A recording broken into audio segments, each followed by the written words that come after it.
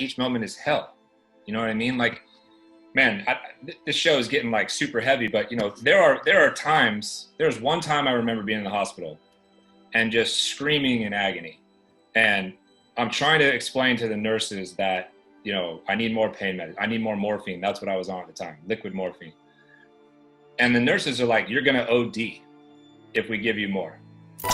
Welcome to the top. Oh, yeah. We killing annual quotas. It's the 1%er show, in case you haven't noticed. Welcome to the top. I'm your host, Paul Salamanca, VP of Global Accounts at Security Scorecard, co-founder of the Top 1%er private sales community. Gerard, welcome. And then our special guest today is Scott Leese, 6-time startup sales leader. He's also the CEO and founder of Scott Leese Consulting. We talk a lot about the top 1% mindset, the top 1%er mindset here, the top 1%er mentality. Still haven't gotten into like some of the hard stuff in your life, man. Where has that adversity come from in your life where you had to break through something and really put you to the test? I don't know if you ever doubted yourself. I very rarely doubt myself, but there were moments where I started doubting myself, and I knew if I didn't stop doubting myself, if I didn't believe in myself 100%, nobody else would. But there were times where my back was really against the wall. Tell me about those situations, either starting a new business or being a VP of sales. Is there one specific example you could point to? Right before my 23rd birthday, like a week before, so I was 22, I got super sick, just like out of nowhere. And I was, you know, playing semi-pro soccer still and going to grad school, finished my master's, teaching full time, and all of a sudden I get sick and, you know, end up in the hospital within a week or so, lose 55 pounds over the course of 6 weeks, organs start shutting down, get diagnosed with autoimmune disease, ulcerative colitis, start picking up all these other random illnesses and everything. They start giving me every medicine you can think of that has God knows how many side effects. I spent 4 years in the hospital. Wow. You know, so 4 years, what does that mean? Are in and out, or literally living in the hospital for 4 years? A few times I got out for like a week or two where they thought I was gonna, you know, kind of be okay. But for the better part of 4 years, I did not breathe fresh air. Like, are you kidding me? No, 100%. So were you working out? I mean, were you walking up and down the hallway? What's going on during the 4 years? What was your routine like? The memories are so brutal and so painful. Like, I cannot walk, okay? I could not get out of the hospital bed and get to the restroom in my hospital room without the aid of a nurse or, you know, friend or family member who was there, period, at all. I did not have the strength to stand or walk or do anything. There was moments where I didn't get out of bed and walk for weeks, if not months on end. You know, I got shot up full of every medicine you could think of, every type of opioid you could think of for the pain. I've had 9 surgeries, 4 major abdominal life-saving surgeries. 2 of these surgeries were emergency surgeries where they literally brought the priest in to, like, you know, do the thing. You know, I have like PTSD from fluorescent lights.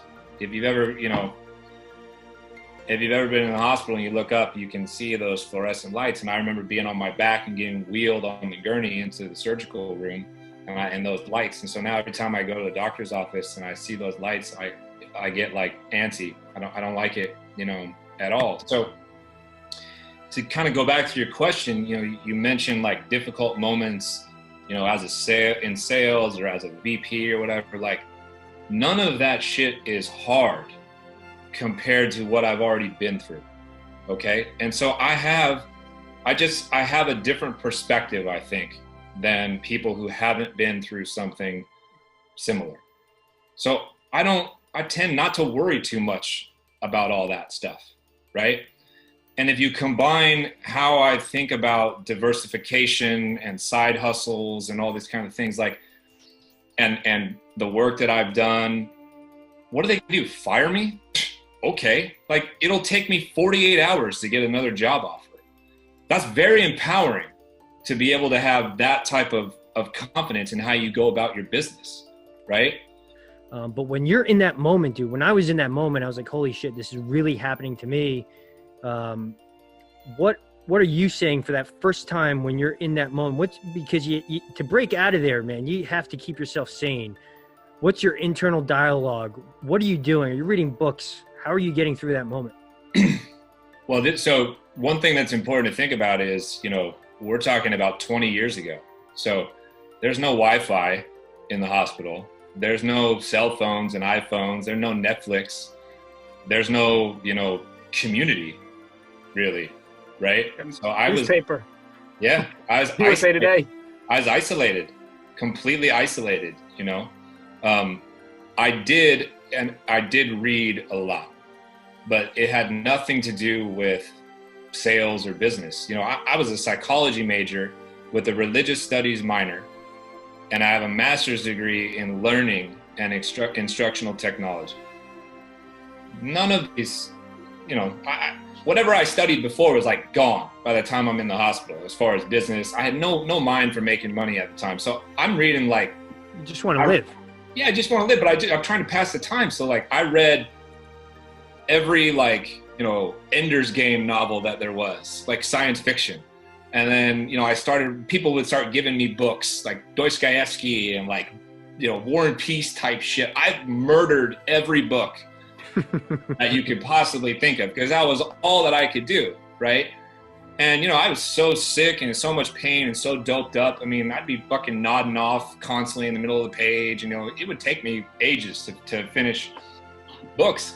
But I'm talking about 24 hours a day for almost 4 years. So I went through a lot of things. So I think in addition to, learning a lot from reading, I also, without knowing it, started practicing mindfulness in a major, major way. Because you can't focus on when am I going to get out of here? That is the hellscape from which there is no end. All I could think of is, how do I get through this moment? How do I get through the next hour before the doctor comes back? How do I get through till next morning when I go get, this next scope that's supposed to help me out? And so you just start to become hyper aware of everything going on. And you don't worry about this long-term outcome. You worry about what? You worry about the process, right? You become conscious of these micro wins and these micro goals. And so that would be what I set, right? I'm not worried about surviving. I'm worried about surviving until it's 5:34 Central right now. At 6 o'clock, my brother will show up because he just got off work. I gotta fucking hang in there until 6 o'clock. And you think in that way. And that mindfulness, I didn't know that's what it was then, but I recognize that's what it is now. And, I've been able to apply that moving forward when I go about selling, when I began my career, as I network, as I'm building my business. I mean, I'm thinking about this stuff all day long, right? All the time. It never escapes me. My sense of urgency is just heightened like you wouldn't believe. Because I know what it's like to have everything taken from me in one breath, right? So I'm just trying to get done as much as I can get done and help as many people out along the way as I can. You get a little bit easier when you say, how do I get to 6 o'clock? How do I get here until my brother comes? How do I make it till? Once you start doing that a few times over and over and you start realizing how you do it, does that become a little bit easier? No. And I know everybody probably thinks the answer is yes, but the answer is no. It doesn't become easier because each moment is, when you're caught up in something like that, each moment is hell. You know what I mean? Like, man, this show is getting like super heavy, but there are times. There's one time I remember being in the hospital and just screaming in agony. And I'm trying to explain to the nurses that, I need more pain meds. I need more morphine. That's what I was on at the time, liquid morphine. And the nurses are like, you're going to OD if we give you more. I'm like, okay, I hear you saying that, but I'm clearly not like in addict mode. Like I'm screaming and writhing in pain. And I can remember calling out loud, asking God to kill me dead right now, because I can't there's no way, like breaking point. I can't handle any more pain. So severe. it doesn't get easier. You do learn tips and tricks. Like, I became very conscious of breathing and breathing through pain, right? And things like that, and trying to slow down, your heart rate. But I don't think that made each particular task or goal that much easier. What it has done, though, it has made kind of normal, regular life for me easier now at times, right? I don't get as stressed out if I've got 900 projects going on, which I like to do.